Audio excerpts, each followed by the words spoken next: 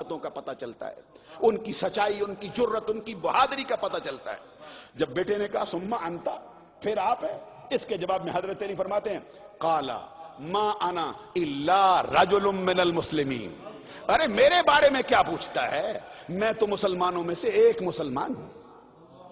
اب آپ اندازہ لگا لیجئے حضرت علی اور مرتضی شیر خدا، اب عظمتیں اتنی ہیں کہ پوری زندگی بیان کرتے رہو، علی شیر خدا کی عظمت بیان ہو ہی نہیں سکتی۔ حضرت علی المرتضی جس کو آقا کونین نے خود فرمایا الناس من شجر شتى وانا وعلی من شجرۃ واحدہ،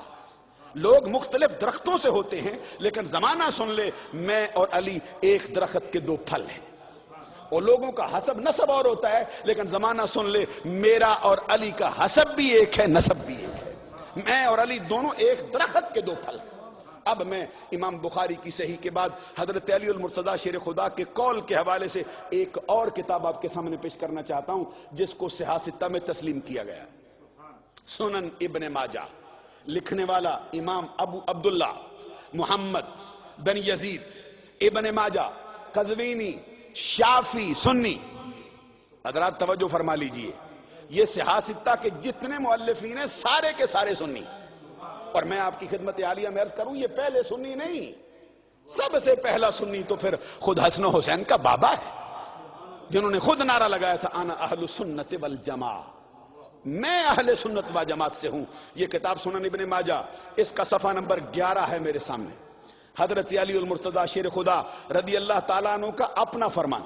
میں چاہتا ہوں کہ زمانے کو پتہ چل جائے کہ اہل سنت کا یہ نظریہ کہ آقا کونین صلی اللہ علیہ وسلم کے بعد حضرت ابو بکر صدیق افضل ہیں، اس کے بعد عمر بن خطاب افضل ہیں، یہ ہم نے اپنے گھر سے نہیں گڑا بلکہ حضرت علی شیر خدا نے آپ عطا فرمایا۔ حدیث کے الفاظ سنیے، عن عبداللہ بن سلمۃ قال سمعت علیا یقول خیر الناس بعد رسول اللہ صلی اللہ علیہ وسلم ابو بکر۔ حضرت عبداللہ بن سلمہ کہتے میں نے حضرت علی المرتضی شیر خدا رضی اللہ تعالی عنہ سے سنا، فرماتے ہیں آقا کونین کے بعد جو سب سے افضل ہے وہ ابو بکر صدیق ہے، اور پھر فرماتے ہیں وخیر الناس بعد ابی بکر عمر، ابو بکر صدیق کے بعد جو سب سے افضل ہے، جو سب سے اعلیٰ ہے، اس کا نام عمر بن خطاب ہے۔ اب میں چاہتا ہوں کہ آپ کے سامنے حضرت علی المرتضی شیر خدا رضی اللہ تعالیٰ عنہ کے قول تو آپ نے سنے ہیں،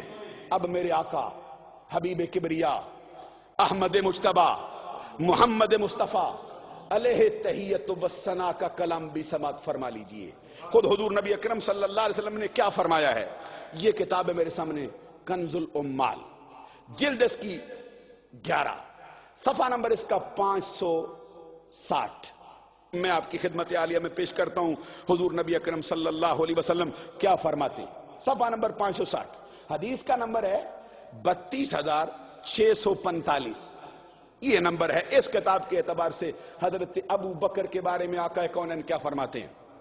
چونکہ وقت میرا کم ہو رہا ہے اس لیے میں گفتگو کو سمیٹ رہا ہوں کہ نبیوں کے بعد جس کو درجہ حاصل ہے وہ ابو بکر صدیق ہیں۔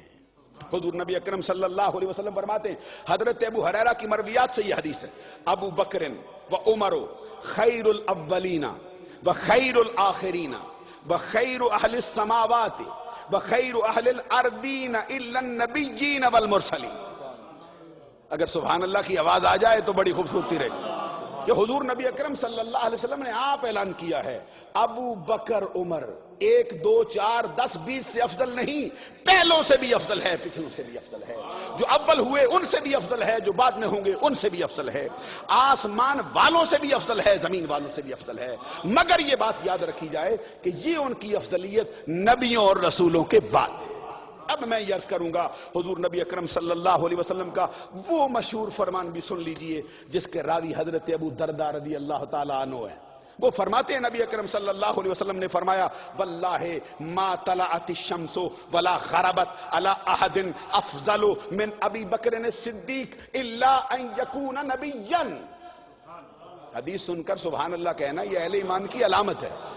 فرماتے آقا کونین صلی اللہ علیہ وسلم نے فرمایا اللہ کی قسم اس دھرتی پر آسمان کے نیچے آج تک کسی بندے پر نہ سورج طلوع ہوا ہے، کسی بندے پر نہ سورج غروب ہوا ہے، کسی بندے پر نہ صبح ہوئی ہے، کسی بندے پر نہ شام ہوئی ہے، کسی بندے پر نہ دن کا اجالا پھیلا ہے، کسی بندے پر نہ رات کا اندھیرا آیا ہے جو نبیوں اور رسولوں کے بعد میرے ابو بکر سے افضل ہو، میرے ابو بکر سے آیا۔ اور ایک مشہور فرمان ہے جس کو دلائل النبوہ میں امام بہقی رحمت اللہ علیہ نے نقل کیا ہے، اس کو سنا کے میں اپنی بات کو پائے تکمیل تک پہنچاتا ہوں۔ حضور نبی اکرم صلی اللہ علیہ وسلم خود فرماتے لو وزنا ایمان ابی بکر ما ایمان اہل الارض لرجح بہ۔